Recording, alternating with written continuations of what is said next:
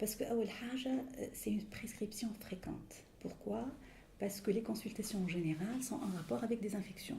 Le malade, il a une infection, il consulte, et donc, de première intention, on va penser aux antibiotiques.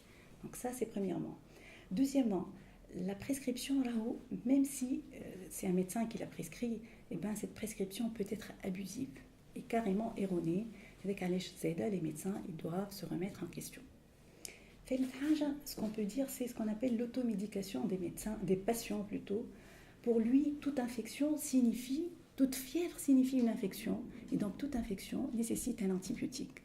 Donc tous ces facteurs vont favoriser une hyperconsommation et par conséquent une résistance. D'abord, la facilité de prescription des antibiotiques. Ça, c'est un problème majeur. Que ce soit dans la pratique privée ou bien même dans la pratique hospitalière, on donne de plus en plus d'antibiotiques à large spectre pour des infections parfois banales, telles qu'une angine, une bronchite. En orthopédie, pour un panari, parfois on donne des céphalosporines de troisième génération alors que c'est très grave. Les interventions sont de plus en plus sophistiquées et les blocs opératoires parfois ne sont pas... la prévention parfois n'est pas suffisante. Les phénomènes sont vraiment multiples. L'une des causes les plus importantes, c'est la prescription un peu anarchique des antibiotiques. Ces antibiotiques sont prescrits à des doses insuffisantes ou alors surtout des durées insuffisantes, ce qui fait que les malades deviennent porteurs de germes multirésistants. Dans les pays voisins et les malades qui nous sont adressés depuis l'étranger aussi, c'est la spécificité un peu du privé aussi, on a des germes qui sont automatiquement résistants par une mauvaise prescription, une mauvaise gestion des médicaments et des antibiotiques en matière vétérinaire en fait.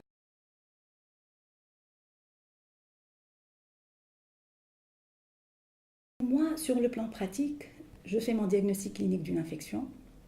Ensuite, je vais chercher l'antibiotique dans la probabilité de son efficacité et aux alentours de 80%. À peu près 80%, je me dis, là, je suis devant un pari. Ce pari doit gagner, vu qu'on parle cette fois-ci d'antibiotiques. Bon, l'antibiotique, je vais le prescrire en fonction du spectre, de la famille des antibiotiques, des résistances, du terrain, du coût et de la gravité de la maladie. Ceci premièrement. Deuxièmement, je vais penser à donner plutôt une monothérapie, c'est-à-dire un antibiotique à KH. Pourquoi? Parce que ceci va nous éviter les interactions entre les antibiotiques, c'est à moindre coût, et surtout éviter la résistance des antibiotiques. Et puis, il faut savoir revoir et évaluer la maladie au bout de 48 à 72 heures.